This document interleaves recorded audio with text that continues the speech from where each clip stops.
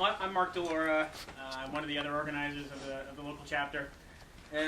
This is our fourth meeting over the past year or so. We try to organize each meeting around something very topical. So probably no surprise to all of you that we might be choosing something related to the economy, because the economy's in the toilet. I remember about 6 months ago sitting down at dinner with some of the folks in this room, and we were all like, "Oh yeah, the industry's recession-proof. We're going to be just fine." And then the next time we all met up, literally 7 of the 9 people at my table were out of a job. So clearly we're not very recession-proof. But the good news about the game industry is we do tend to go through cycles. So although people are out of a job, there are a hell of a lot of new studios starting up. And with the iPhone and Facebook apps and all sorts of new, interesting possibilities for places for you to make games and make money off of making games. I think now is the right time for us to be talking about financing your startup game studio. Our last meeting, we had 4 guys up here who had started studios, and their studios were now ranging from 1 or 5 up into, I think, Sega. The local Sega office was 130, 140 at one point. It's now smaller. So we got to hear about their experiences starting it up in a climate that was much more amenable to starting something up. Hilbert's over there like, 130? I saw that look. Sega secret level. Sega secret level. So after that, let's say you started up your studio. How do you keep it going? How do you get the financing you need to get your studio off the ground? So today we've got 2 great speakers who are going to talk about that kind of thing. Let me introduce them. Matthew Lemerle is he's going to have a talk at GDC, so any of you are going to GDC, he's got a 1-hour talk on this same topic. We've asked him to do an abridged version today. So Matthew is the CEO of Gameplay Holdings, a Bay Area-based company which focuses on building electronic entertainment and commerce companies. He's also co-president of the Kairetsu Forum in San Francisco, which is the world's largest angel investor network. So you might suspect he's going to talk about angel investing. Matthew is also an active investor in entertainment, consumer, and technology companies and chairman of Mindfeed Games. And he was a management consultant and venture partner with McKinsey & Company, A.T. Kearney, and Monitor Group, and was SVP of Gap Global Marketing. So Matthew will start off, and then after Matthew, Javad Ansari will give us a talk. Javad is a managing director of G-Cube Ventures, which is an investment firm that focuses solely on the game industry. He brings more than 15 years of investment experience and global relationships to G-Cube. Javad was founder and former general partner of Miven Venture Partners, a fund focused on media and consumer investments in China, India, and the U.S., targeting early-stage consumer-focused technology opportunities and media. So we've got 2 great speakers here, and I'm going to turn it straight over to Matthew. And typically I talk a little bit about IGDA news. We'll save that for the end this time. Great. Thanks, Matthew. Mark. So I think it's going to be really hard to follow Dolby. I think you get a much easier job because you get to follow me. So anyhow, thanks for having me here. As Mark mentioned, I've tried to abbreviate something. It's still going to be about 40 minutes, so if you have to duck out and make some phone calls, I'll understand. I think that this should be quite interesting, especially if any of you either are trying to raise money right now or have aspirations to raise money. And with that as background, I do want to kick off by asking all of you, if you could just by a show of hands, how many of you have actually gone out and funded a game in the past? So several of you, yeah, quite a few. How many of you have actually raised money for a game company? Not a game, but a game company. So a few less. And then how many of you aspire to raise money, launch your own company in the next 3 to 5 years? Okay, good. So I'm going to pitch this primarily at the folks who haven't been here and done it before, but it sounds like that's most of you. And I'm going to do 2 things, and we'll go through this. I'm going to talk a little bit about who could you go and approach to raise money, and I'm going to tell you a little bit about how they differ and the type of environment they're in the midst of, and what their issues and hot buttons are. And then secondly, I'm going to go through a little bit about specifically how to pitch angels, and some of the do's and some of the don'ts. So that's the focus. Just a little bit of context. I think as Mark said, a lot of gaming startups are formed every year. and this is the largest, fastest growing industry pretty much in the world right now. I saw the most recent statistics said 30% compounded annual growth rate for the last year, which is down on people's expectations, but still makes this a pretty fast growing industry relative to most industries which are shrinking in this time frame. So there are a lot of new companies being formed. Most of the companies that I see start with work for hire, and that's the typical mindset is, we're going to have a studio, we're going to make a game, but we need to find someone else to pay us, and those other people, whether they be publishers or others, are going to have a say about the nature of the relationship, and it's typically a work for hire relationship or some variant on that. But the team aspires to more. They want to own their IP, they want to own their destiny, but the problem is they get stuck in a work for hire rut, and it's very hard to get out of that without external capital. At some point you have to bring in capital to break the cycle of doing projects for other people. And so that's really what this is about. And so as I mentioned, who should you approach? And you need to know the people and know that they're different. And then how would you actually pitch them, specifically if they're angels? So that's the focus. I've got probably about 15 slides on each, but I'll try and move fast. So who to approach? Conventionally, when we think about investment, it comes in a variety of forms. The first is founders, friends, and family, the 3 Fs, and I'll talk more about that in just a moment. The second is professional investors, angels and angel groups, venture capitalists, and then corporate investors. In most industries, corporate investors don't invest in early stage companies. This industry is a little different. There are corporate investors that are prepared to invest very early, but that depends a little bit on what you're telling them and the environment within which they are. The equity markets are really not something to worry about in a startup environment. This is not an industry where you can get to the equity markets fast. And then banks is very unlikely in the gaming industry, particularly because a lot of our value is in creative assets and IP and other things which banks find it very difficult to value. So for most gaming companies, and there are exceptions to this if you're more on the technology side, but for most game companies, it's all about the first 2 buckets, founders, friends, and family, and the professional investors. I know this is sort of a complicated chart. I was a consultant in the background, in the past, so I had to have one complicated chart.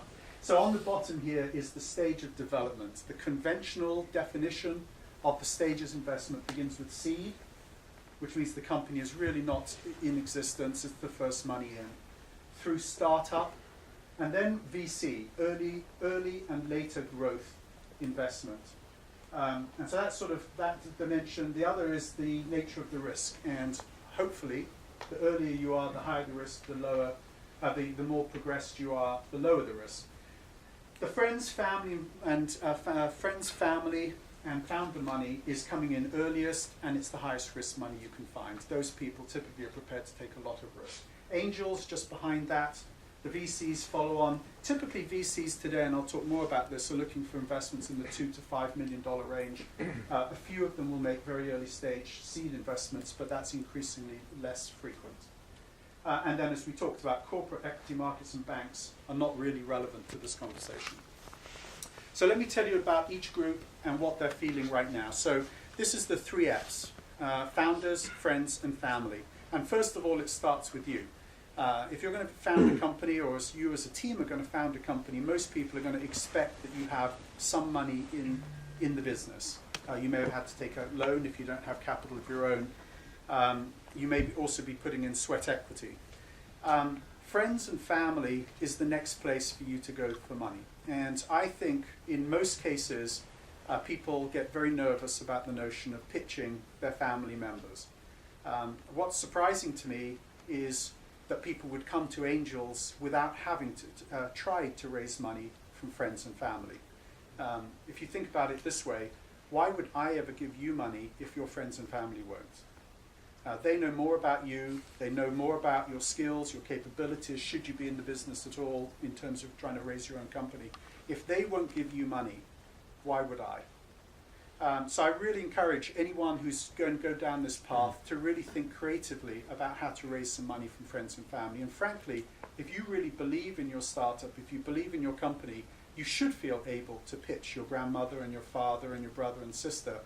You represent a better investment for them than the bulk of investments that they'll be putting their money into today. and that's certainly true in the last 2 or 3 months, I hope. So the next question that I always hear on this one is, well, I don't know anyone rich. There is no one in my network who is rich, and that isn't true either. Everyone in this room knows affluent people. The doctor and the dentist that you grew up with, that fixed your teeth and looked after you, those are wealthy people. They're quite able to put $10,000, $15,000, $20,000 into a startup. Your landlord. The bulk of wealth in America is in the hands of small and medium-sized business and small real estate owners. If someone is a landlord, they have the ability to fund a startup. Your professor at university or a technical college, your bank manager, there are a lot of people, the person that just sold your car, the person that owns the McDonald's down the road. All of these people, if you approach them and if you tell a compelling story about electronic content and entertainment, have the ability to invest, then you're in a sexy space. So you should be able to tell them the story. I'll explain later that I really encourage all of you to go down this path, not only because it's great if other people have invested in you, you're going to get a much better reception when you do come to angels and VCs. But the other point is you're going to get much better at raising money, because you'll hear all the objections and you'll rehearse and you'll just get better and better at it. So this is a very valuable place to raise money. You will receive money if you work hard enough in the 3 Fs. The vast majority of startups in America are backed by these folks. There's about 50,000 companies a year backed by angels, but there's a lot more being backed by friends and family. There's only about 3,500, as I'll show you in a moment, backed by VCs each year. And then the last point is, the further you can progress your company on your own funds, on your friends and family funds, and on sweat equity and internally generated cash, the more of the company you're going to hold on to, and the lower the cost of the capital that you raise from professional investors, because you'll have built value that will enable you to have a higher valuation on your business, which means that when we give you money, we get less of your company for the money we give you. So putting time and energy, get some capital out of this group, and make sure you get to the professional investors with a high valuation. So what's going on for all these people in 2009? Most of them have lost about 30%, 40% of their net worth. Their real estate is worth a lot less than it was. A lot of them are confronted by being out of work, or the risk of being out of work. A lot of them, your father, your mother, are very fearful that you may be out of work and that maybe they need to help you if you lose your job. And I think there's no family in America that doesn't have someone who's potentially going to be out of work. We're already up to 8 or 9% unemployment in the country. 6 degrees of separation. We all know some unemployed people that have gone out of work in the last 6 months.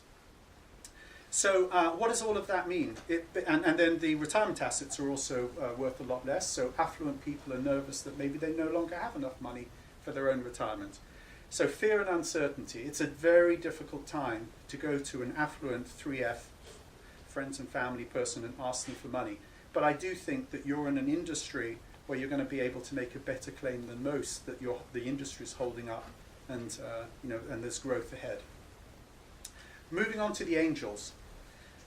Who are the angels? Obviously, the big difference between friends and family and angels is that angels view themselves as being serial investors. If you do approach the dentist, he may never have made this type of an investment before. So you have to get him over the hump or she over the hump of that first investment. These people have made investments before, and they think they know a lot about the space. Some do, some don't. They're investing their own money. This is money that they've probably taken 20 years to accumulate. So it's a very emotional decision to put their money into your business, but they want to. That's why they're calling themselves angels. They're typically long-term investors. They're going to give you a lot of track, probably more track than a typical VC. They're in this for 5, 7, 10 years, and they know it takes time to make money. Most angels, there's sort of 3 types of angel broadly. About a third of them are former entrepreneurs. So they're people exactly the same as everyone in this room, but they took the risk and they were successful. Right? Obviously, there's people who take risk and are not successful. The angels are the ones that accumulated money. So they've been there, they've done it, they understand the pain of being an entrepreneur, and they want to be helpful. The second group are corporate executives, typically. I was a SVP Gap, and they're people that think they know about, they have a lot of the skills around new business formation and strategy and marketing and other things, and they think they can help and they have some money. And the third group are professional investors. They're angels in their spare time, but in their full time, they're venture capitalists, private equity investors, merchant bankers, wealth managers, and so on. Lawyers, accountants, and the like. They do enjoy assisting entrepreneurs. They're looking for a good return. Typically, they're looking for about a 10x return, which means if they give you 100,000, they're hoping for $1 million to come back. They know they won't get that all the time, but when they assess your company, they expect to see some notion of a 10x return. And in fact, in America, the vast majority of them are investing alone. There are angel groups, and I'll talk more about that in just a couple of slides. In America, we've got something called the funding gap, and this is actually across the top the same axis as I showed you before. So pre-seed is typically the 3 Fs. It's typically 25,000 to 100. It can be more. If you can really work a network of people you know, you can get several 100,000. You don't typically get millions, not unless you're Pixar or something like this. The seed level are individual angels. So there's plenty of angels who can write you a $100,000 check. Kretzu Forum, we have about 400 angels here in the Bay Area. Most of them will not write a $100,000 check, but we have a lot of people that will. On the right-hand side are the VCs. And as I said before, and we'll hear more about this a little later, but most VCs have been going later and larger. So they really want a $2 to $5 million investment. They don't want to spend a lot of time on 100, 200,000.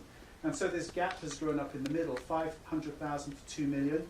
Too big for an individual angel, oftentimes too small for a VC. And that's what the angel groups have been targeting. And just down here, I mentioned this before, the angels backing 57,000 companies for 26 billion in 2007. The VCs backing just less than 4,000 companies for 30 billion. So if you do the maths, on the left, the angels are averaging about 500,000 per company, and the VCs, it's in the multiple millions, 5 to 10 million.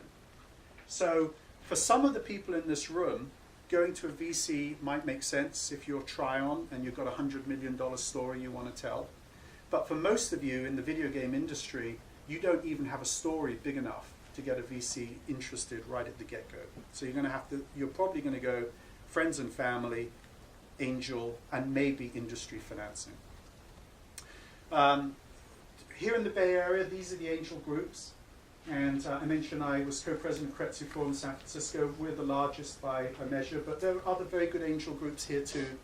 Kretzu Forum, Band of Angels, Angels Forum, I know all 3 of those invest in digital entertainment and electronic commerce companies. Life Sciences Angels is not worth a while because obviously, as the name suggests, they're very focused. For Kretzu Forum, these are some of the companies. We backed ArenaNet, which is Guild Wars, and Telltale. I was chairman and lead investor in Telltale, which was a spin-off of LucasArts, Episodic Gaming. Members backed Rupture and X-Fire, and right now, Unknown Worlds. Some of you may know Natural Selection. I'll talk about that as a case study in a minute, and there's others. What's going on for the angels? Well, it's the same as for the friends and family because we're individuals and we're all confronted by pretty much the same dimensions. We're all nervous, but there's one big difference, which is we are also, angry that we've lost our life savings. A lot of us have lost money already in the companies that we've been backing, and we're not happy about that. And then there's a few angels that are feeling greedy right now. They're saying the boot is firmly on our foot. Valuations will be lower, and they're excited by that. And that's the reality. So if you go out and you talk to angels, they're going to be tougher with you than they were last year, both because they're unhappy about the fact they lost money, but also because they genuinely think valuations need to be lower and they'll get more for their money. And there are a lot of great stories about companies that were founded in the depths of depression. So there is some excitement about this could be the great time. Look at all these talented people that are leaving the EAs and the THQs. They're going to have great ideas for new companies to found, and if I can get a lot of the company for the money I give them, this could be great. So that's sort of the dimension, and you should position yourself against that. You know, what a great team, this is a unique opportunity, it's something we would have done at EA, but they cut us out of the, you know, they essentially, when I backed Telltale, that was the Telltale story. Great Lucas team, the adventure game core, and Lucas was getting out of adventure gaming. What could be better than to back that group? I'm not going to say much about VCs. I'm going to say a couple of little things, but I think our next speaker will have more to say. So just so that you know, VCs are different. They are financial intermediaries. And this is often not really understood. They take money from other people, called limited partners. They could be insurance companies, pension funds, etc. And they put that through a fund, and then they invest it in you. And so their number one responsibility is to raise money, of course. But the second is to monitor where they've placed their investment. Now, it is true that the best VCs are very active and will help, but not as much as an angel, because an angel wants to protect their money, really. Most VCs will monitor what's going on, but the reality is they're spread very thin. Their primary goal is to maximize financial returns, and they need, right at the beginning, to have a view of at least one, if not 2 or 3 ways to exit your company. So an angel may actually invest without any sense of what the exit is going to be, though most angels want to hear a bit of a story. With VCs, they typically want at least 3 potential exits in the first conversation. So you need to be coming right in saying, this is the idea, this is the company we're building, but here's the exit, and this is the backup exit, and here's the backup exit. Because if they can't exit, they can't realize a return for their investors, and their investors expect money back. Do they invest in games? You're going to hear more about this in a minute, so I'll be really brief on this. The answer is yes, but a small number of them will invest in gaming companies. Most, as I said before, avoid seed and startup rounds, so they're not really going early. The second is most of them do concentrate on core IT and healthcare, and so this is sort of an area that they don't really understand. Most of them avoid creative risk, and by definition games have creative risk. How do we know if the game's going to succeed until it launches? We'll only know when the audience reacts. Well, unfortunately for a VC, that's a very risky proposition to take on that much creative risk. And so they want proof of market before they invest. And so you'll get into these conversations with VCs all the time where they'll say, great idea, we love it, we want to carry on talking, let's see how things go in beta. And then you'll get into beta and they'll say, this still looks great, let's see how it goes in launch. And all they're doing is they're stringing you out until they see proof of concept. And at that point, of course, they want to invest because the creative risk has gone away. What's going on for the VCs? The first and foremost, these VCs have portfolios of companies they've already invested in which are now in jeopardy. And just to make this come to life, I have a very good friend who's a GP of one of the largest VC firms in the world who used to do a lot of MMOG and gaming investing here and abroad in China and other places. On September the 31st, his carry, his investment in the fund, was worth $11 million. On December the 31st, his carry was worth 0. And so this is a guy that's worked, 7 to 10 years as a venture capitalist who just got wiped out because the 2 biggest investments of that fund now have been marked to market at 0. A lot of VCs are feeling that pain. These people are not feeling the way they did last summer. Fundraising is stagnant. The LPs are not giving them new money. And many of the LPs are specifically telling the VCs, don't issue capital calls in this time frame. Now, what that means is, most VCs don't literally raise money and put it in the bank and then give it to you. What they do is they get a commitment from their investors, and then when they invest in Mark's company, they turn around to the investors and they issue a call. It's called a capital call. They say, I now need the money you promised me. Well, what's happening in this time frame is the upstream LPs are saying, don't issue the capital calls. And the reason for that is all of a sudden their public market stocks have declined in value. So if you're CalPERS, the pension fund for the California public workers, the retirement plan for them, you just saw a 40% decline in all of your public investments. And you have a fixed percentage that you're allowed to invest into venture capital and private equity. Well, now that should have gone down 40% too, but it didn't. And so now you've got too much investment in venture capital. So CULPAS specifically is saying, we don't want any capital calls, and in fact they're in a cash crunch as we speak. The strategic buyers, and now I'm talking about the exit, the strategic buyers, the EAs and so on, the THQs, right now they're internally focused, and they actually don't know exactly whether your potential company fits with their acquisition desires, because they're changing their strategy as we speak. They're firing groups, closing divisions. So if they were to acquire you today, they're not sure that you're going to fit tomorrow. So I think that the strategic buyers are being careful about what they buy, and so the VC is not sure that you'll be able to sell, and then the IP markets are totally closed. So, so to put it in a nutshell, there are VC firms that are closing as we speak. There are VCs that are exiting the media industry. I think it's a difficult time to go to a VC, and I think most VCs will not say any of what I've just told you. The VCs will say, sounds like a great opportunity, very excited by what you're doing, let's meet again, at beta. But they'll string you on. So if you need cash in the next 3 to 6 months, be very careful about assuming it's going to come here. All right, so that's the major constituencies that you can go after. How am I doing for time? Speed, pick it up. All right. How do you actually raise money then? And I'm talking about angels. How do you raise money from angels such as Kretsu Forum? The first thing you have to be clear on is, are you pitching a product or a company?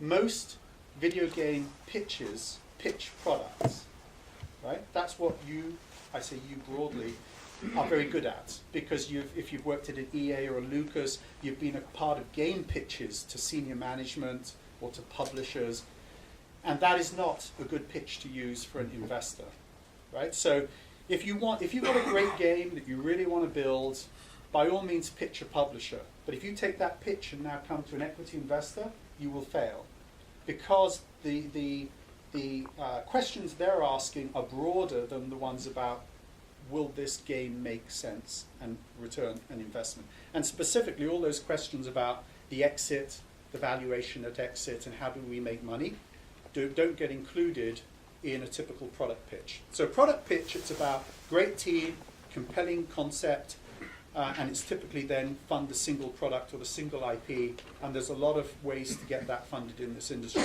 I'm just talking now about company funding. So the first question in company funding is, why do we normally turn down pitches? And so, my angel group, we probably see 100 companies a month. 5 of them get to present at the meeting, and about a third of those will raise some money. Actually, more like 40 plus percent, around about 45 or 40%. So what are the reasons for rejection? The first is lack of management talent. They're gifted gamers, they understand technology, they understand gameplay, but they're not actually managerially savvy. Have they ever formed a company? Do they know how to raise money? Do they understand strategy, marketing, channels of distribution, really? So you need to worry about, is your team complete, managerially complete? And unfortunately, you might need one of those suit guys in your mix. If you're really a very gifted gamer, you might still need a suit to round out the team. The second is insufficient growth potential. And this is back to my point. A product rarely has enough growth potential. You've got to talk about a family of products over time. Obviously, there are exceptions to that. World of Warcraft has more than enough growth. But most pitches, you've got to tell a story about how a company is going to create a family of things over time. The third is overpriced equity. People are unrealistic about what their company is worth at the outset, and they think that they're going to get $1 million and only give up 5% of the company. It's worth $20 million today, and it's just not even worth talking to them, because that's just going to be a long, painful conversation. For angels specifically, we're taking on a lot of risk, and we want to benefit from the rewards. And then the fourth is lack of information, and this is typically about people. Someone said something, I was the lead producer of such and such, but it wasn't quite true, and they exaggerated a little bit. That's the death knell, because if we then, and we will reference you, so if we then talk to someone else and say, well, no, actually, Mark wasn't the lead producer, he was the backup producer, and only for a month, you're dead, because you're a liar. And if you're a liar, every investor will run for the hills.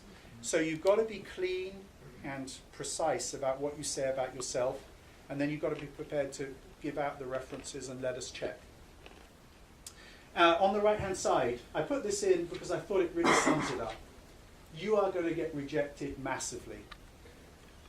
And good entrepreneurs bounce back constantly. So just to put that into context, if you speak to 100 angels, I think you'll be lucky if you get 10 who seriously consider investment, and you might get 5 of those to actually put money in. You know, on the VCs may see 100,000 companies per year. They may do serious due diligence on 10,000, and they, as you saw, invest in 4,000 a year. So what that means, it's a lot about rejection. And in fact, The Economist just this week has a very good article on how entrepreneurs are different. And the number one trait, apparently, according to these professors, is when confronted by a high-risk decision, the entrepreneur is more optimistic. Right? So another way of saying that is they take risk, they face rejection, and they bounce back. And you're going to have to do that. And you're going to. I was at GDC last year. I was a bit rude to this guy. He asked me a question at the end. He said, "The VCs aren't really taking me seriously. What should I do?"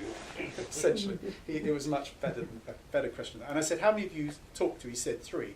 I said, "You've got to be kidding. You're not working hard enough. You've got to speak to 30. 3 isn't enough." Okay, so let's walk through. So the flip side then, what is key to get a company funded? The first is you've got a great team. The second is you've got a great opportunity which has tailwinds behind it, and I'll explain what I mean by that. The third is you've got an investable plan. You've really done your preparation. And then the fifth, in this time frame especially, is that you're good at bootstrapping. So great team. Obviously, you've got great track records. I think it's very important every day to lay the track that you do great gameplay and that you're reliable, on time, on budget. Every day, worry about that. If you get attached to a project which crashes and burns because it was badly organized, it will come out in due diligence. And that's, again, a real death knell, because investors get burned very badly if they give you money and then you're you're late, because then someone else comes in with some more money and crams us down. So we're very worried about that. The right team for the opportunity is a bit more subtle. You could have a great team and you're describing a great opportunity, but the two aren't quite meshing. You're a great team for something else. So be very clear about, are we the right team for this opportunity? And then committed and passionate goes without saying, but you will get asked questions. Always watch for the last question. What will you do if this doesn't work out? Right?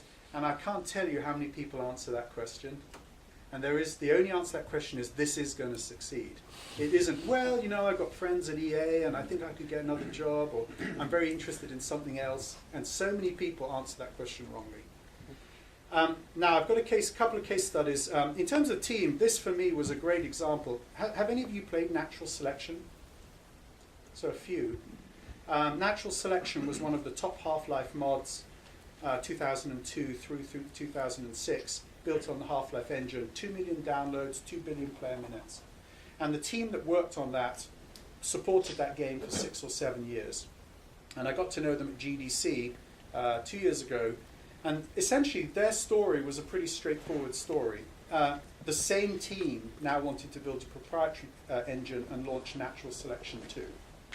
And for me, that was such a clear, simple story, right? The difference was, when it was a mod, they didn't monetize it. Now with their own engine, they were going to worry about monetizing it. But otherwise, same brand, same type of gameplay, proven customer base, relaunching a new game, and a team that's so committed to this game you wouldn't believe. It doesn't quite meet my criteria because it's a single product company, pretty much. But it's a good example, and I'd be happy to introduce anyone who wants to that team. Now, the second point, big opportunity with tailwinds. What is a tailwind? For an investor, a tailwind is some fundamental economic change that's occurring in the environment that is going to sweep your company forward. And sometimes a company is creating it. More normally, a company is riding it. I'm an investor in Mavericks, the surf company, and ride the big wave. That's what you're trying to do. You want to be pushed forward by a tailwind. In any given time, a lot of these tailwinds are actually buzzwords. and maybe they don't pan out. But for investors, they want to hear you tell a story about how you're going to ride on the tailwinds of economic change.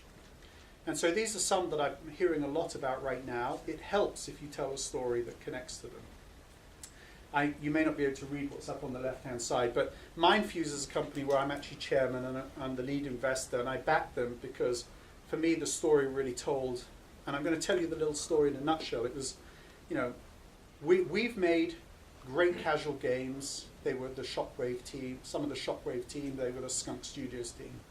We've made great hardcore games. The lead producer was the Force Unleashed producer, 6 million units. What we're now going to do is we're going to take heavy-duty MMO RPG technology, the Hero Engine, Speed Tree, Face Gen, etc., and we're going to refocus it on the casual game market by letting Flash games play in a fully immersive, state-of-the-art 3D world. And I like that story. We're also going to do it as a full server-side, cloud-based computing model, which the Hero Engine supports. So there's a lot of tailwinds mixed up in that story, right? MMOGs and casual games are the two fastest sectors of the casual game market. Everyone's talking about real-time server-side development as being the wave of the future. The Hero Engine is being brought in by Sega and EA to make the next generation games in 2011, and this team's going to do it in 2009. And then everything they're building is reskinnable so that they can launch a whole series of MMOGs, the first Gathering, which will be out this summer. And if anyone's interested, we need some people for the open beta, which will be in the next 4 to 8 weeks. So that's the second point. First point was teams. Second point was try and tell a story of how you're going to create a strong company. The third is create a really good plan. And here, I actually don't think you should worry too much about the plan at the get-go. I think you should try pitching. And what that means is go and talk to your father, your mother, your uncle, your aunt, the person that used to work with the EA or Lucas or whatever, and try and make them invest in you. Because the more times you tell the story, the better it gets. The more you hear the objections, the more you figure out how to overcome them. Or if you're not going to overcome them, you figure out the strong arguments to use when someone brings up the objection that you've heard for the 15th time. And then try and write down your story based upon all of the experiences that you've had. The team has to do it themselves. Don't have a professional write your plan for you. You need to be able to write it for yourself. Don't do it as a committee. Worry more than anything about the executive summary because it's the only thing anyone reads anyhow. The rest has to be very simple. Have a lot of other people read it. It's sort of embarrassing when there are typos, but more importantly, the clarity. People will read it and they'll say, I didn't get what you meant by such and such. And then iterate and really listen to the feedback. And then, I've nearly finished now. So preparing for fundraising, watch other CEOs pitch. If any of you are thinking about this seriously, my angel group is more than happy to have you as a guest, and you'll see 5 CEOs pitching their companies. It's invaluable. And just zap me an email about it if you want to come to one of these meetings. Talk to others who have been successful and have raised money as close to the story that you plan to tell. Right? Obviously, competitors may not want to completely share, but the closer the CEO who's raised money, because the closer the story is to the story you plan to tell, the more you'll really get the nuances about how you should be telling your story. Get the buzz going early about yourself and your team, and particularly around those same 2 points. We make great games and we're reliable. Know the most common questions, and then when you start fundraising, you've got to be serious about it. There's no half-hearted fundraising, because every time you get a no, you'll probably not get a yes later. Right? So every meeting is a real meeting. There are no dry runs with professional investors. Do the dry runs with your mother. Bootstrapping.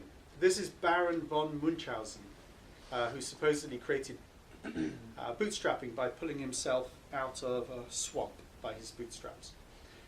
It's really important for you guys, I think, especially in this environment. So I've split this into 2 parts and then I'm done. The first is what to do before you launch your company. Bootstrapping before the launch of your company. You have a lot of after hours and weekend time. And any entrepreneur who says they don't have time to think about launching their company isn't actually an entrepreneur, right? Because there's a lot of time, and an entrepreneur uses that time to formulate their story with their team and get themselves off the ground. You can develop the concept. You can actually, in this day and age, develop prototypes and demos. If you plan to use Hero Engine, you can still create for $250, you can get the Talk Engine and create something that has sort of a similar look and feel. Low-cost games, iPhone and casual, is also a great way, though it may not be completely relevant, but it's a great way to just prove that you make something that people actually want to play and that's fun. You can do all your company formation work. Obviously, if you can find a friendly lawyer, it helps, but it's actually not that expensive to get a company formed. You can do all your planning, your meetings, you can do all your friends and family fundraising, and you can either do it as sweat equity, or you can even create deferred compensation if you have to use a lawyer, tell him you'll pay him out of the money you raise, etc. And then the one thing I must call out is you cannot do it on company time.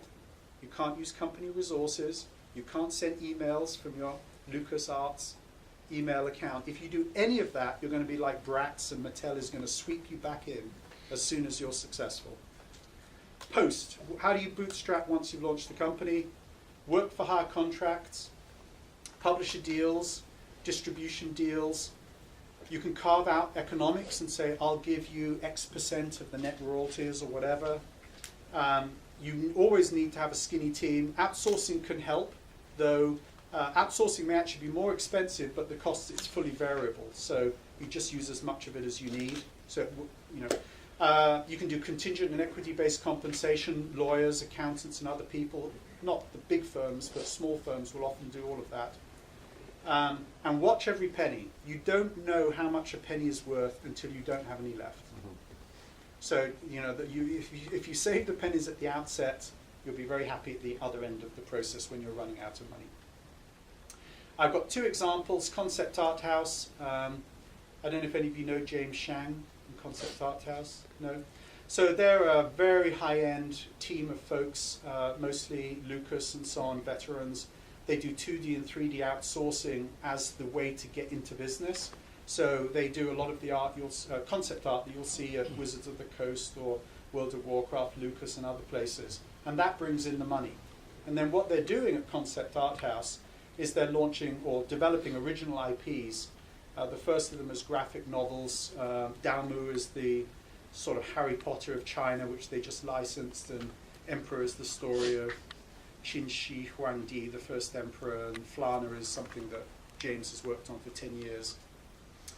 It's a good model. It may not work for all of you, but they're leveraging, they've got money coming in the door, and then they're creating new IPs. They've got great art. These are truly, these are the folks that do Star Wars and WoW and other things. And they are doing a competition, and James asked me to tell you this, so this is a commercial thing. But if any of you have a WoW character or Guild Wars character, or you've shipped a game, if you want a piece of an original art, there's a competition at conceptarthouse.com, and the winner will actually get their character in an original piece of art done by James and team. And they do this at BlizzCon. It's very popular, so if anyone wants to go, obviously they're trying to make sure the Concept Art House story gets out. Telltale Games was another great bootstrapping story, in fact even a better one. I think the team from Lucas have been phenomenal at Telltale Games for doing this, and I was the chairman and lead investor. The first thing they did, as soon as they got out, was they talked to Ubisoft, and they got hired on to do the CSI game, CSI 3 Dimensions of Murder. And they took half the team and focused half the team, about 10 people, on CSI. But because they were such good game makers, they had about a 30% margin on that game, which they then used to fund the company. They then signed a GameTap deal on Sam & Max, where GameTap acted as a publisher and put quite a large sum of money, which I can't share, into the company for exclusive distribution rights for a small period of time online. And then they went to Dreamcatcher and they signed a worldwide retail deal on Sam & Max with a advance against royalties. So essentially they got some millions of dollars of equity coming into the company, all in bootstrap mode. And then what did they do with that? They used that money to get into the episodic gaming market with Sam & Max, then Homestar Runner, and then with Wallace & Gromit, which launches in 6 or 7 days.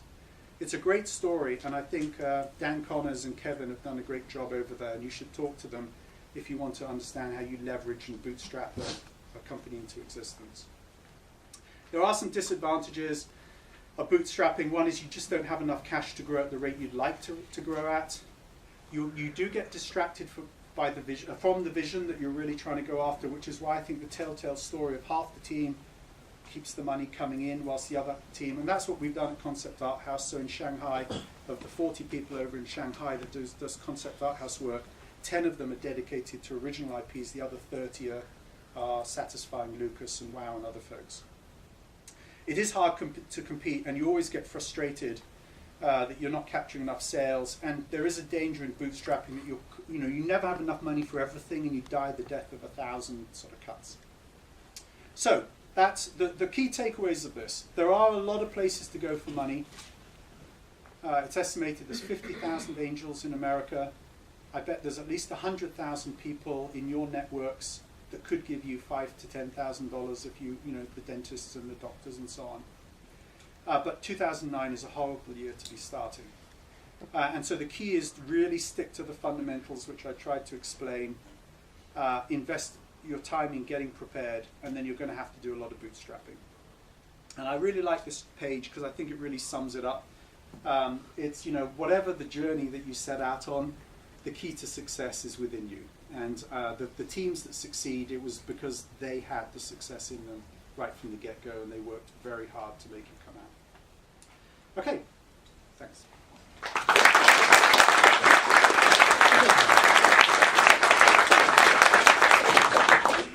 So we'll have some time for questions at the end. In the meanwhile, we will move on to Javad Ansari. Thank you. Or should I be just talking or your microphone? It's all you. We're in an amazing acoustic room. Awesome. So, there is a saying, saved by an angel. So, Matthew, you've done such a good job, I don't need to do anything. Again, big applause for Matthew. Really good. Thank you. So basically, I'm going to try to cover the other side of the story, but I think before we go into that, I want to take a few minutes and just ask everybody, how many of you really know why are we in this economic mess? How many of you do really understand why we're in a shithole? Really, really? Yeah, really, really. Does anyone? Like this. Anybody? Okay, well, you got it. So, here's my version of it, which I'll try to summarize in a very succinct manner. And the reason why I'm going to go over that is because that will lead into my comments about funding. So, global meltdown, how did it start? So, the way I look at it is that US consumers, all of us, were using their artificially inflated home prices as the ATM machine. And we were withdrawing equity that wasn't really there to begin with. And we were purchasing products that were made by China, among other countries. Now China was being given IOUs because we don't have the money. So we were giving them basically treasury notes, or aka, IOUs. China was taking that IOU paper, going around the world and buying anything from oil, copper, nickel, zinc, you name it, and driving up the prices all over the world. I'm sure we all remember the $6 gas price. And really, nobody really bothered to raise the alarm because everybody was making money in the whole food chain. Until dash hits the fan. How many of you know ninja loans? No interest, no job, and assets. Seriously, these are real loans. They're called ninja loans. And 103% loans, which is really not only that will pay you every penny of your loan, will pay you 3% more just in case if you need to get a U-Haul truck or your closing costs, and of course your broker's fee. And of course, these were bundled into asset-backed securities called CDOs, CDS, credit default swaps, options, and they were sold to investors all the way down in Norway, pension plan where the sun doesn't come out for 6 months. But they were one of the first institutional house to lose money because these CDOs of these instruments lost a lot of value.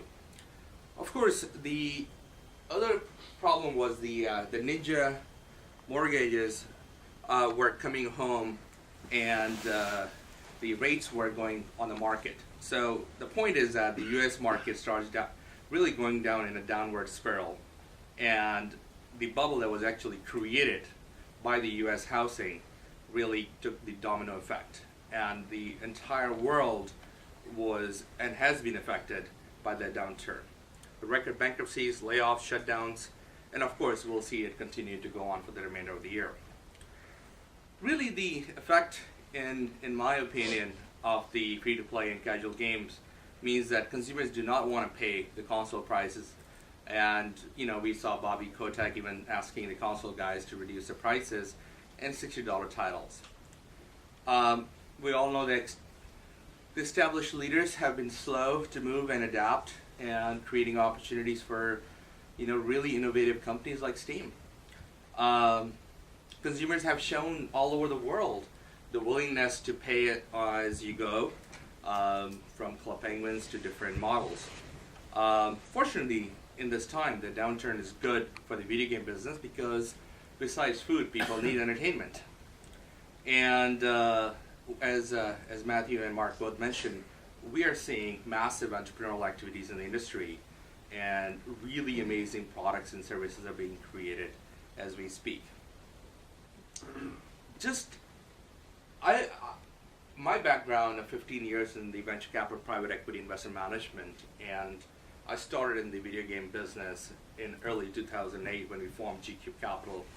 Over a year, when I look at the industry, I look at it very differently from an outsider coming in and really comparing it to the models that have worked and the 45 companies that I've invested in my professional career.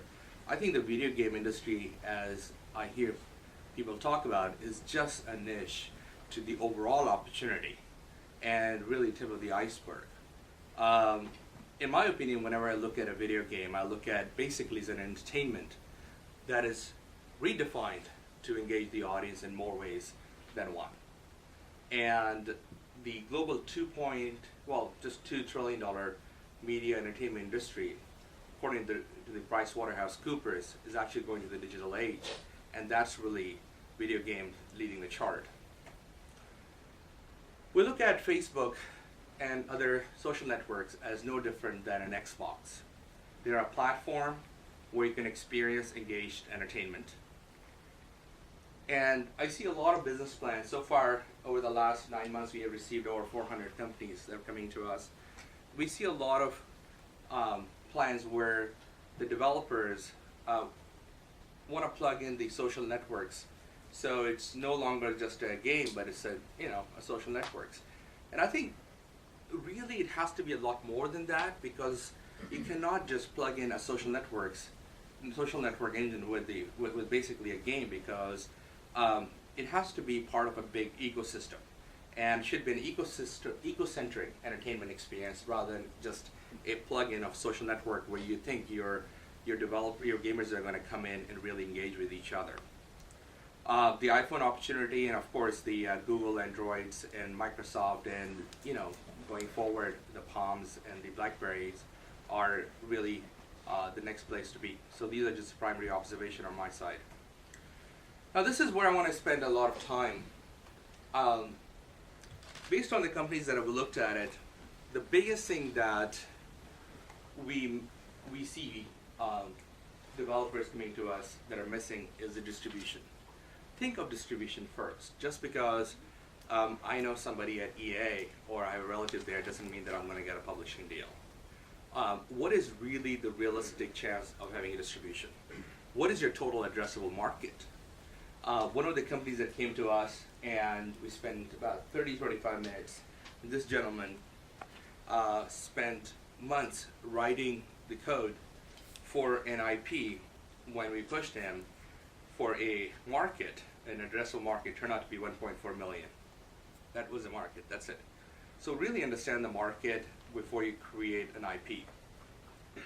Think of slates, and this is as basically we talked about it. This is after the angel funding. This is not really part of the angel. This is basically on a bigger scale.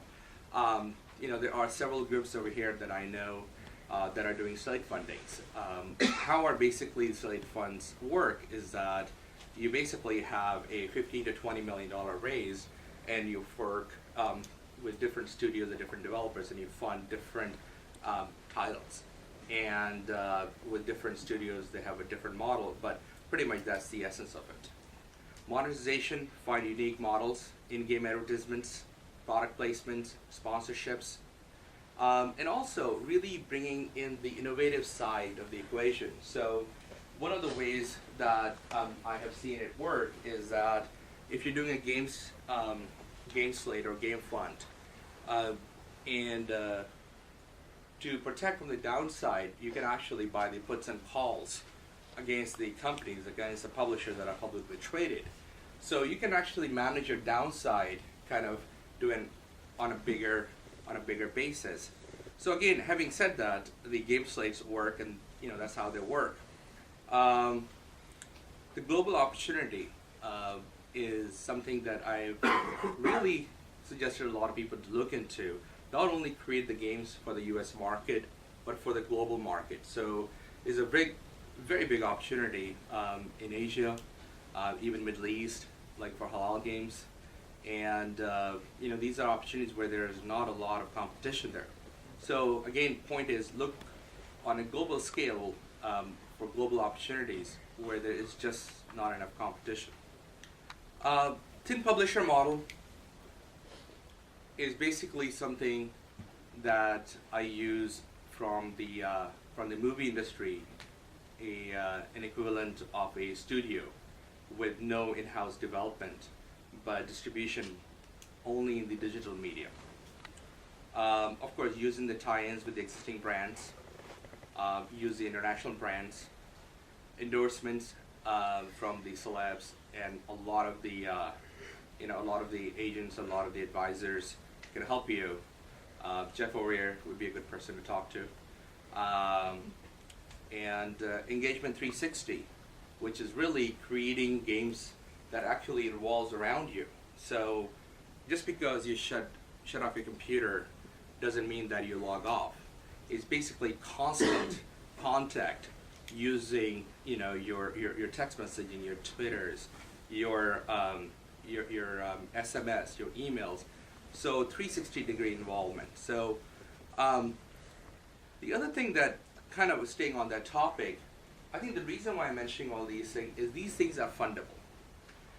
Coming in and basically mentioning just one IP, and as Matthew said, that in the traditional and in institutional investment area, the creative risk is the hardest one to absorb. But the more you can quantify it and the more you can reduce the risk, the harder it is for investors like us to actually put our arms around it. Because you're not only just banking on the creative idea, it's an actual business that can be understood by the institutional investors who are used to making investments into areas where they think it is really possible to make money. Okay. Again, just some industry mega trends that we all know, the growing user demographics and everything else. The way we look at the industry, we look at it much more differently than the traditional media. We look at it along the 13 areas, from training, content, sourcing, middleware, development, publishing, online operations, distribution, secondary market, localization, online, social media, and offline, and retail. The reason why it's important is that when you create an IP, when you create a company, think along these lines, that would it be useful to address, rather than just the game, can you address any of the opportunities along these lines? So, for example, if you think about offline retail, so we have a lot of the retail channels out there. What can they be used for in the future? Look at secondary market. PlaySpan, LiveGiver have done a great job. Localization, Scaleform has done a very good job, but still a lot more can be done. Online operations, we all know the business. So again, from that perspective, look at the different areas, not only just a game. So again, just something about GCube Capital. We were formed last year. We are less than a year old. We're a merchant banking firm in which we only work with video game companies in the interactive media, and we utilize our own capital in addition to our investor base, and we typically do deals from $10 to $25 million. And like I said, we're the world's first firm focusing on the investment firm focused on this market. From strategic advisory, financial advisory, to our own capital that we deploy.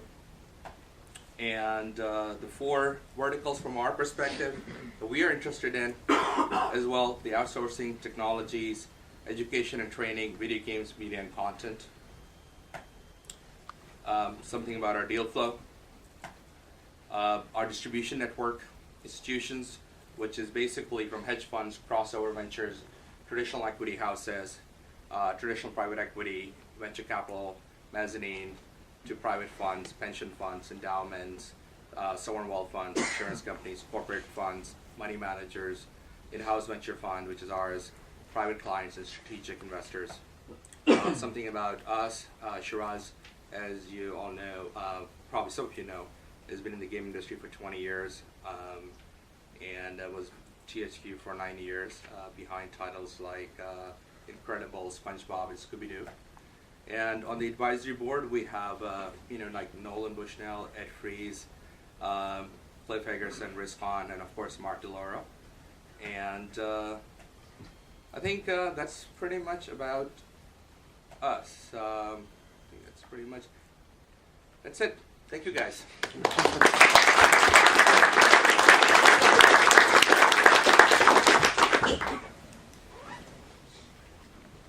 Well, let's take some questions. It's 8:20 right now. Probably take 15 minutes of questions. If there are questions. Yes, please. Oh, that'd be fantastic. I love that. So we'll take 15 minutes of questions if there are questions in the audience, and then we will chat a little about IGDA and then go eat pizza. And beer. Any recommendations on how to protect innovative game ideas, concepts while you're making these pitches? You want to take that? Well, you can't. There has to be some trust. You can hold back some stuff, but you won't get the money until you really open it up. And no VC will sign a non-compete agreement with you, because that would bind them from looking at other businesses that they might want to invest in later. So unfortunately, you have to have a layered strategy. Tell enough of the story to get people interested. If they're serious, you show more.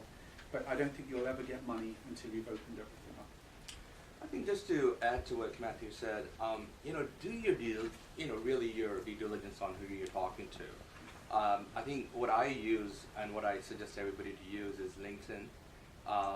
Look up the investor. Look up the recommendations on the investor. Go to funded.com. I mean, what kind of reputation does the investor have? So I think that's how you can actually protect yourself as well, and really creating documented proof that this IP was created. There are a lot of websites that allow you to do that. So in case of it does go to any sort of conflict, you can basically show the timeline on that. On the 3 Fs, I was just curious. You want to promise a return to them as well. What are some good figures? I mean, is it like better than what they get in a bank, or something even more elaborate than that? It's going to change. It's going to vary a lot. But I mean, what's reasonable sort of like ballpark figures? So, I think some rules of thumb that I found helpful, but there's no single answer to this question. If you're forming the company, I think there's a bit of a model that says, a third of the common stock, a third of the company should be for the founders, a third of the company should be for the people with the ideas, which is typically the founders, and the third of the company should be for the money. And so if your mother, your father, etc., are the people putting in the money, I think they could legitimately look at you in the face and say we should have a third of the company. Okay.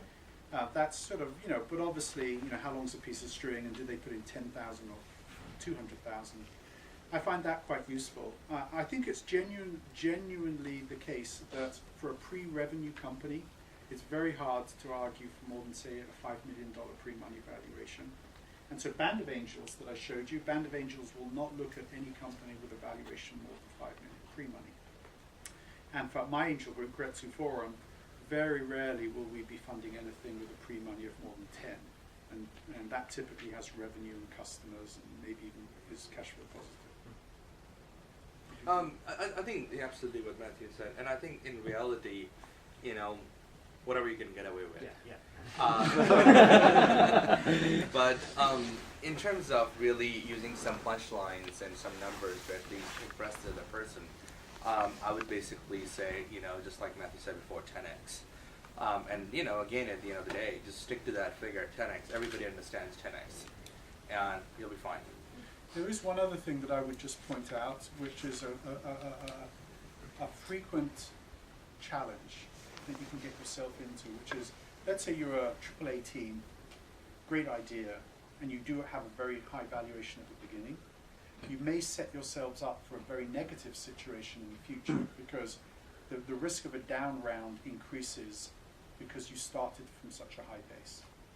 That's a sort of a subtle point, but what it means is you're going to do subsequent rounds of financing, and you can't be growing at 2x every round. So at some point, someone's going to take a haircut. And the reason that's so dangerous is because oftentimes, if you've got a lot of great angels, say, involved in your company, you may scare away VCs, because the VCs may say, this is an ugly situation, we're going to have a big problem here, it's not even worth bothering about. So I think that if you're the CEO of a company or the CFO of a company, it's worth thinking through, multi-round financing. And, okay, I'll give up a little bit more here, but I know that there's some growth to the next round and the next round, and try and get some sort of trajectory going. Yeah, and I think just to what you're saying, Matthew, you're absolutely right. I think except in the environment that we are in, a company going through a down round is considered pretty bad. So if you already have such an unrealistic valuation, it's going to come back to bite you, just like Matthew said. So be very conservative on the valuation, and really see how much money you need. Sometimes you don't need that much money. So that's exactly, yeah. If I could just follow that up a little bit with a basic question. Sure, Simon. Another one. So the basic question is, you say you've got at the beginning the 1/3 to the family and friends that you got some funding from, and you got 2/3 that essentially you, the founders are keeping. Then when you go to subsequent rounds, is it that okay, now you've only got 2/3 of the company to give away to the next lot of the investors, or does the family and friends also get a reduced portion? Right. It's called dilution, and it's the latter. So Okay. the way it works is, as the company does subsequent rounds, everyone who had stock gets sort of diluted down, and the new money comes in. Okay. So it's a sort of a Absolutely, yeah. absolutely. And okay, so that's good. And then if I could also ask, Matthew, you had a slide there, or you mentioned about in the first conversation, VCs want 3 potential exits. I'm wondering, by that, do you mean our 3 potential exits is Microsoft buys us, or Sony buys us, or I mean 3 different it's ways? different ways. It's sort of the backup plan. We're going to IPO. If All we right. don't IPO, we'll sell to EA. And if we don't sell to EA, we're going to be a highly profitable company spinning off dividends. Now, and paying That seems back like money. that's the only 3 possible things. No, that can that's happen. because I gave you the generic answer. Of Right. course, you're going to be much more specific about that. You're going to say, you're going to have specific strategies that, if Gathering doesn't succeed for Mindfuse, what's the backup plan? We're going to do a branded MMOG off the same platform that's reskinnable, but we'll do it on behalf of someone else. So someone with an IP will do a work-for-hire deal, and we'll create a branded MMOG, but we've already built a reskinnable platform because we used it for Gathering. that would be a second plan. Okay. That would be more specific. I mean, obviously the generic answer won't fly because everyone says, well, that's generic. Okay, right, I get it. Okay. I'm curious, what are the common ways in which companies fail to jump across that funding gap that you were mentioning, going from the angels to the VC firms? Is it that they don't plan well? Is it they take it too high valuation initially? What kind of ways do companies stumble across that and fail to get there? Well, I didn't mean, it's not so much that, it's more that there is a gap in the marketplace that's growing up about the appetite to invest. So this, again, sort of generically, there's two ways. One is get lots of angels together so that the number becomes larger, but then you've got a big population of investors that you're going to have to manage. The other one is to get a small number of VCs to collaborate or encourage a VC to come in very early. And they do. So, you know, I was reading yesterday about Sequoia giving someone 100,000. It's just very rare. Yeah. You know. I mean, I think, you know, your question, just to make sure I understand it, is really how does a company not able to make it post the sort of friends and family to a venture round? Is that what you're asking? So if you're starting off with, and you secure a couple angels, Okay. and then at some point later you need to take on a significant amount more of funding. Sure. So maybe perhaps I misread the slide. I was assuming that Yeah. there is a gap in terms of you need to, if those funds aren't going to invest in you unless they can give you 5 or 10 or 15 million. Yeah. I think sorry, go ahead. And so what I'm understanding is basically you just take lots of angels to get through that period. Sure. I think, Matthew, you can correct me if I'm wrong, but I think what your slide was talking about is the lack of investors in that bucket, and that's the funding People gap you were agree talking with about. that. I'll give you a specific example. So Telltale, Mhm. these guys leave Lucas, 2004. They get a little bit of money together. It's Dan Connors' brother-in-law and father and some other friends. It was a small amount. I can't even remember what it was. Maybe 150,000. They create a sizzle video and a prototype of an episodic game. It's called Poker, Telltale Poker. And then I meet with them. So at that point, that's friends and family. And I meet with them along with 2 other people, and we become the lead investors. And between us, I think we put in 500,000. I put in 250. I became chairman of the company. I'm the lead investor. So we called it a Series A. Could have been a common stock round, but we wanted some protections. So at this point, there's maybe 10 investors in the company. We then organized and went to the angel group, Pretzel Forum, and we raised, I think, another 800,000. This is a year later. Another 800,000 from maybe 15 people. And by this time, we've signed Salmon. Well, we've done Bone.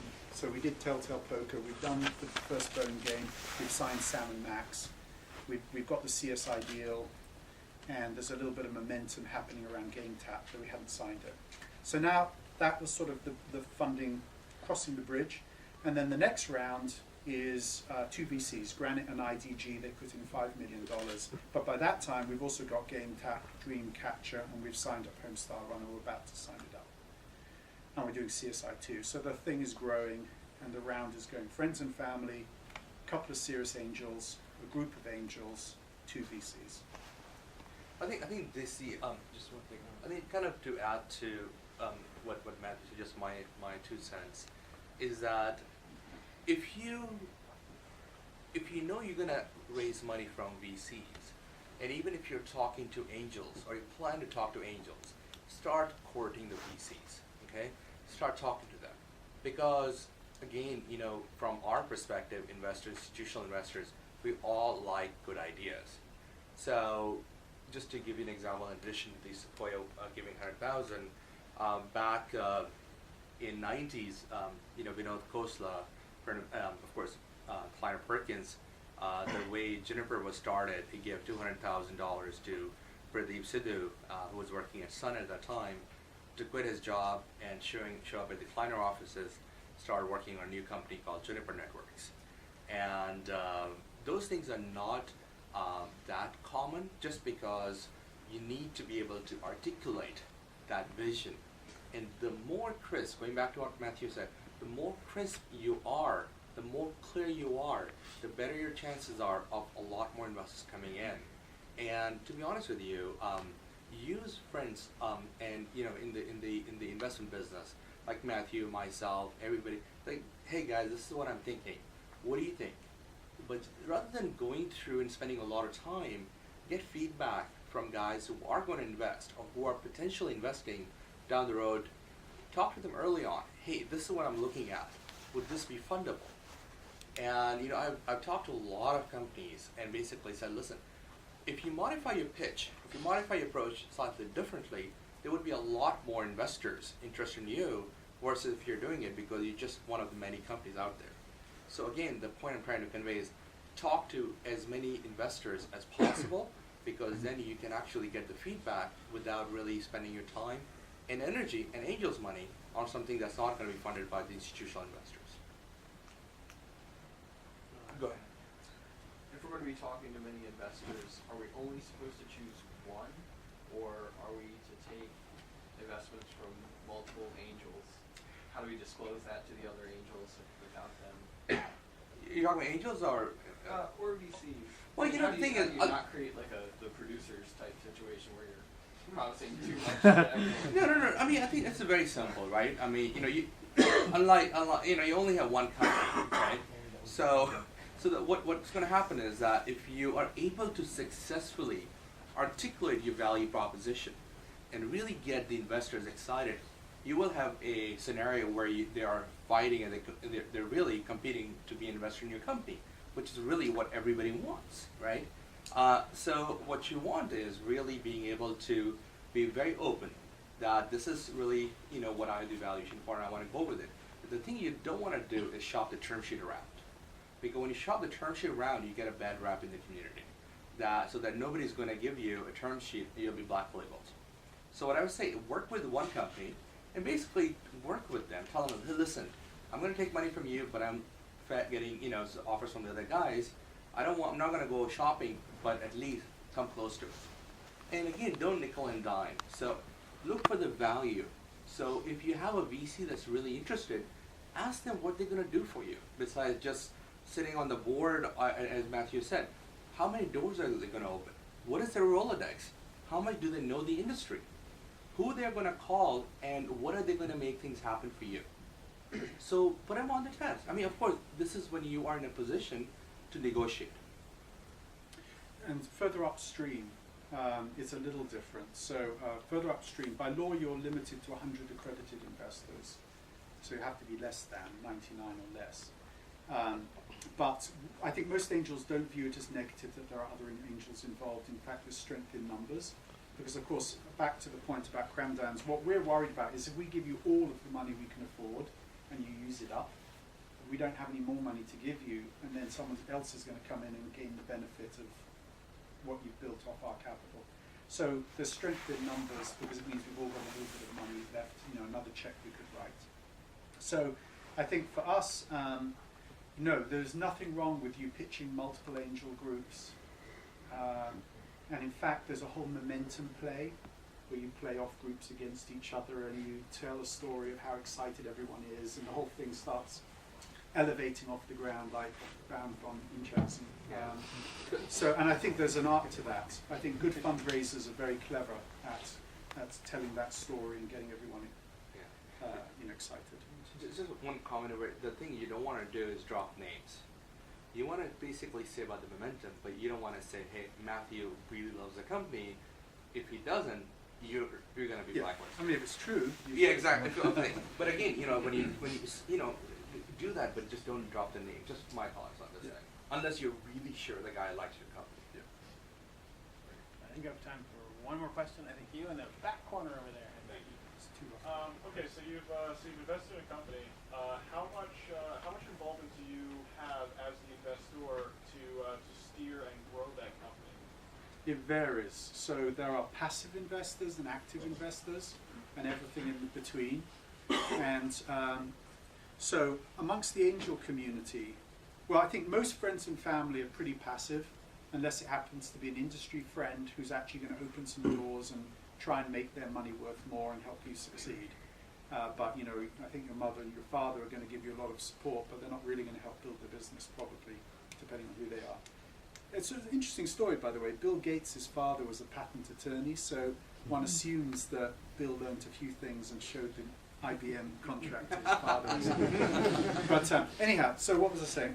So I think by the time you get to angels, you should have a dialogue with them about that question. What are they bringing to the table? What would they like their involvement to be? There are people who would really like to be on a board or two. Frequently, out-of-work executives are a great example of that. You know, maybe they just left, you know, EA, and they're in a period of time where they don't really have enough to do, and you come to them with a nice idea, and they actually want to hop on board. They give you some money, they join the board. Later on, they'll have a new job, and they won't have any time. But in that window, you can get a lot out of them. So I would say, typically, you will have to add 1 or 2 angels to your board, and the other angels will expect it because they want to know that someone's keeping an eye on you. But there are a lot of passive investors out there who don't want any involvement in the company. And I think on the institutional investor side, you know, the range is all the way from a guy who will show up on a quarterly meeting and will be on his or her BlackBerry, won't even hear anything, and all the way to someone who won't leave the office. But just because they're spending time is not always good, because you don't want them to be really jeopardizing and really monopolizing your business. So you want to find out what kind of board member they are. Are they really helping, or they're just too control freak? So it kind of goes from there. Yeah, the other thing, the other tool that's very useful is the advisory board. Yeah.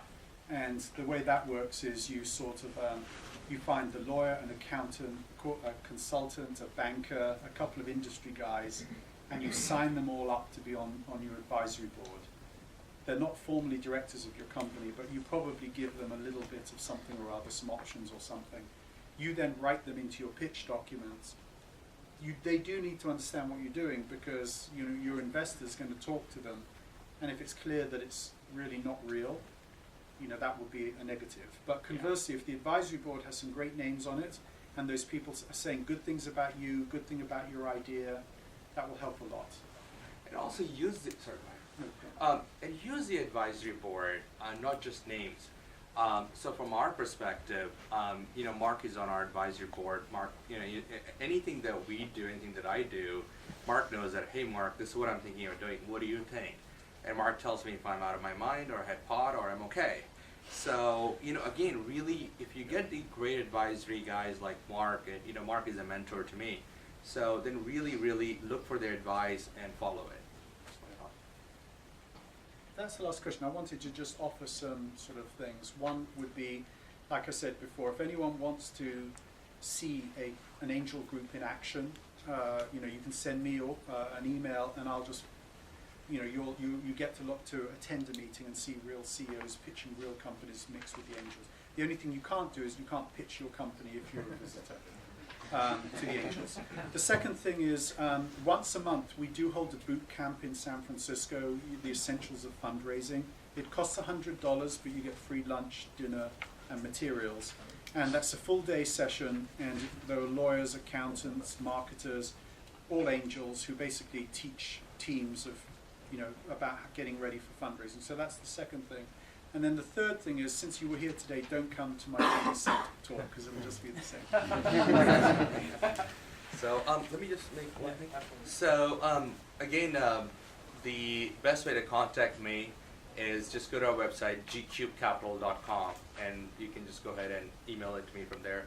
But if you have even an idea that you want to just run by us before you take it to professional guys, just send it to us, or just we can talk. But anyway, thank you again for coming here. And I think that's your line. We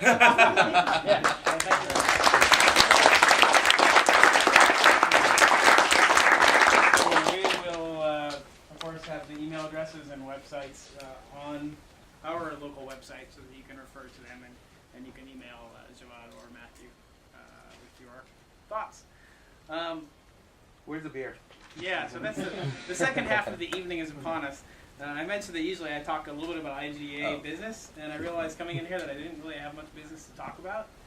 except that the executive director of the IGDA, Jason Del Rocca, has announced his retirement, which will be right after GDC. So we're on a quest looking for a new executive director. If you know anybody who would be interested, send them my way, or send them Jason's way, or get a hold of one of us. We're definitely looking for somebody quick, somebody who will be a good spokesperson for the industry. So I'll leave it at that for the business, and let's now adjourn to our second half of the evening, which takes place at a bar down the street. And there's beer and pizza. It's called Il Parada, and it's on 16th. So you go out the front door, hang a right, go down a couple blocks to 16th, and hang a left, and you'll see the sign right there. That's Il Parada.